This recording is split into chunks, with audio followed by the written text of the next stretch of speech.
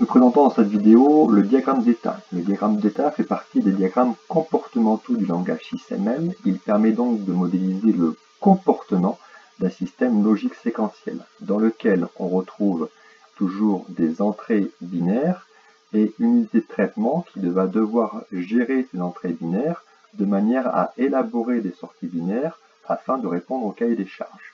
Dans un diagramme d'état, les entrées binaires, on va plutôt les nommer des événements et les sorties des activités. Le diagramme d'état prend principalement une forme graphique dont il faut connaître la syntaxe et les règles d'évolution. On retrouve toujours dans un diagramme d'état ce premier symbole qui est ce qu'on appelle le pseudo-état initial. Cet état-là, c'est l'état qui est actif au lancement du diagramme. On retrouve ensuite deux types d'éléments graphiques, des flèches qu'on appelle des transitions et des cadres qui vont représenter les différents états du système.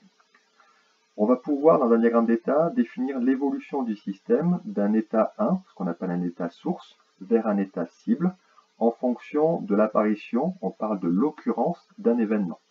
Si l'état 1 est actif et si l'événement apparaît, alors le système va évoluer de l'état 1 vers l'état 2. Règle de syntaxe importante, d'évolution importante dans un diagramme d'état, à un instant donné, il n'y a toujours qu'un seul état actif.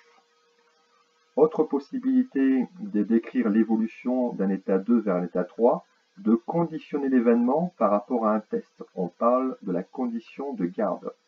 Pour pouvoir passer de l'état 2 à l'état 3, il faudra que l'état 2 soit actif, que l'événement apparaisse, mais que le test, qui est une condition logique, soit également vrai. À cette condition, encore une fois, on va pouvoir évoluer de l'état source 2 vers l'état cible 3. Quand on passe ici d'un état à un autre, on cesse les activités qui étaient référencées dans l'état 2 et on effectue les activités qui sont référencées dans l'état 3. Autre possibilité d'évolution, une possibilité de pointer d'un état source vers plusieurs états cibles en fonction de l'événement qui va apparaître. Ici, si l'événement 1 apparaît, le système va évoluer de l'état 3 à l'état 4. Si l'événement 2 apparaît après, et on ne pourra plus évoluer vers l'état 5 parce que l'état 3 n'est plus actif. Pour réaliser un diagramme d'état, 4 étapes importantes à respecter. Définir le système auquel on s'intéresse, faire l'inventaire des entrées qui vont correspondre aux différents événements, faire l'inventaire des sorties qui va correspondre aux différentes activités, définir les différents états dans lesquels peut se trouver le système et définir les activités associées à ces états, donc les états qu'on va représenter par des cadres dans notre diagramme, définir avec des transitions comment le système peut évoluer d'un état à un autre, vers quel état source peut-il aller vers des états cibles, et enfin définir les événements qui vont conditionner ces possibilités d'évolution.